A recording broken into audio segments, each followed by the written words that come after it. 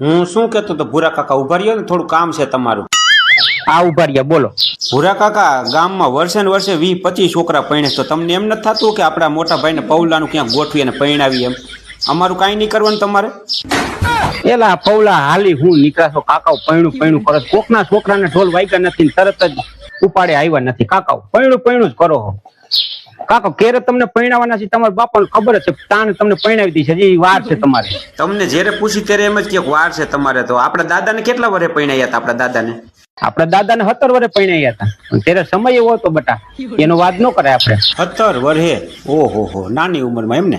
તો પછી મારા બાપાને કેટલા વર્ષે પરણાયા હતા? મારા બાપાને એટલે તારા બાપાને પરણાયા ને ત્યારે એ 18 વર્ષના હતા. લે હવે ઈ કોરો કરીને બેહવાનું તારે હતા. તો મારા બાપાએ ભાગશાળી એમ ને. એમ નહીં કાકા, તમારા લગ્ન કેટલા વર્ષે થયા? તમારા લગ્ન? મારા લગ્ન તો નકરા 19 વર્ષ થયા. હવે કાંઈ એમ નહીં ભૂરા કાકા, આપણા ખાનદાનમાં બધાય નાની ઉંમરમાં પરણી ગયા, તો મારો શું વાંક?